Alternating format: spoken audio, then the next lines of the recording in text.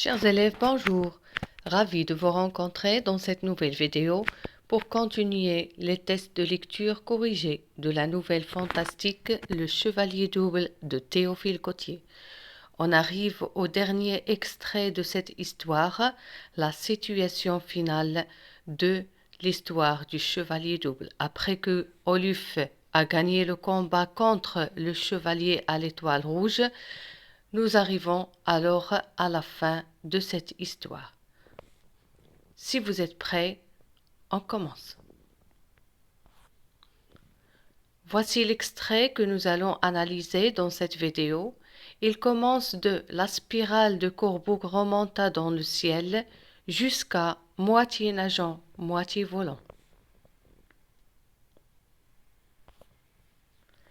Première question. Par quel adjectif le narrateur qualifia-t-il Oluf après avoir vaincu le chevalier à l'étoile rouge? Quel est l'adjectif qui décrit Oluf après avoir gagné le combat? Il est décrit comme étant le brave. Quand Oluf rentra-t-il à son château? Il rentre le soir. Qui Oluf ramena-t-il avec lui au château? Il ramène avec lui la jeune châtelaine, Brenda. Pourquoi la jeune châtelaine avait-elle bien voulu écouter Oluf la seconde fois? On avait dit que la première fois, il a refusé de parler à Oluf, mais cette fois-ci, il a accepté de l'écouter. Pourquoi?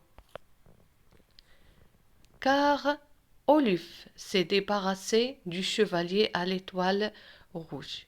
C'est-à-dire que Oluf, elle est maintenant seul, il n'est plus double. Qu'est-il arrivé à l'étoile rouge? Le chevalier à l'étoile rouge avait disparu.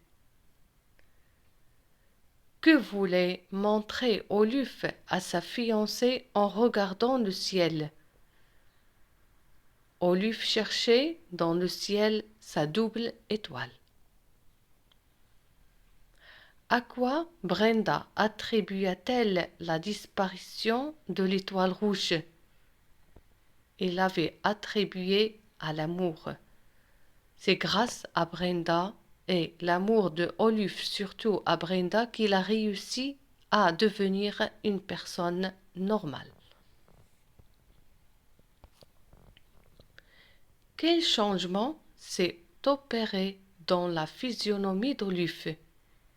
Quels sont les changements qui sont arrivés dans le corps et le physique d'Oluf? C'est que le jet de ses yeux s'était changé en azur.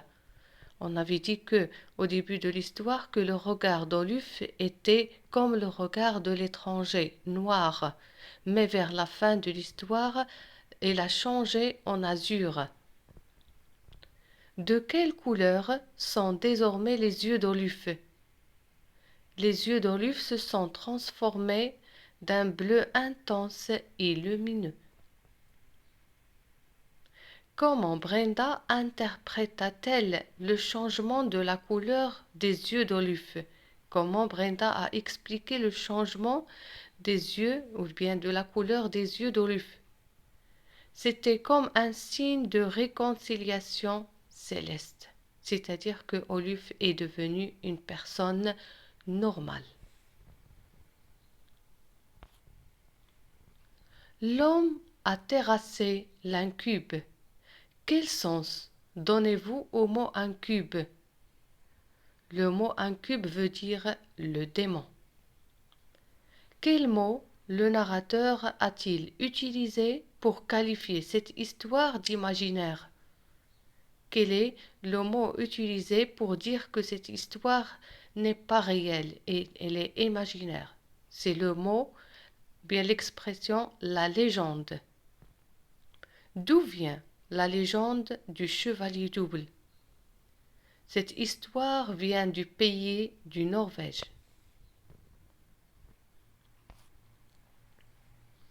À qui le narrateur s'adresse-t-il pour donner des conseils?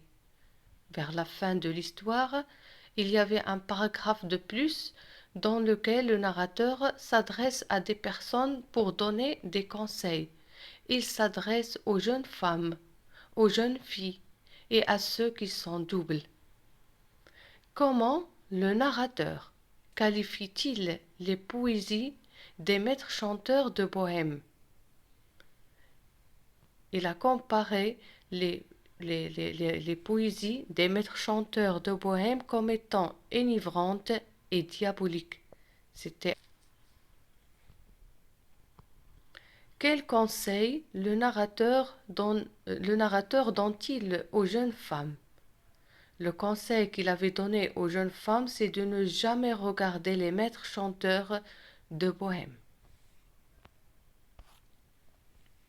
Quel conseil maintenant le narrateur donne-t-il aux jeunes filles? Pour les jeunes filles, il leur demande de ne faire confiance qu'à l'étoile verte. Quel conseil le narrateur donne-t-il au jeune homme? C'est de combattre bravement le méchant chevalier. D'après le narrateur, qui est le méchant chevalier qu'il faut combattre?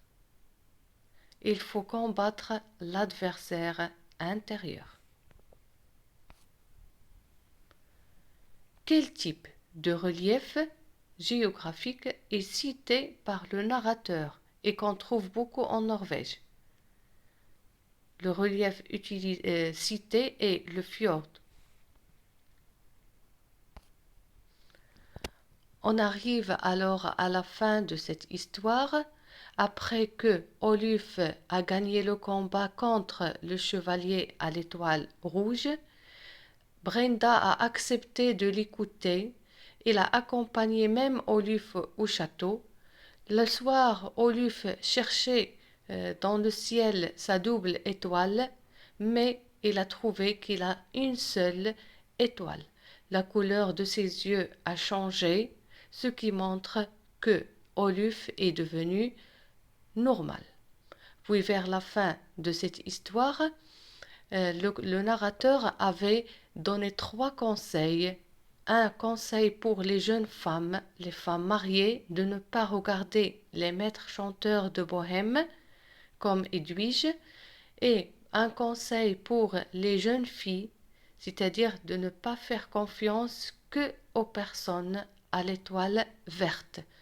Et un dernier conseil pour les gens en général, c'est de combattre l'ennemi intérieur, c'est-à-dire que chacun de nous est double, chacun de nous a un adversaire intérieur. Dans chacun de nous, il y a le bien et le mal. C'est le message et la morale de l'histoire du chevalier double. C'est de essayer de combattre le mal qu'on a à l'intérieur de nous et de laisser place au bien. Avec ce test de lecture, on arrive à la fin de cette histoire. J'espère que vous l'avez bien compris et vous avez compris la morale et le message. Je vous dis merci pour votre attention et à bientôt.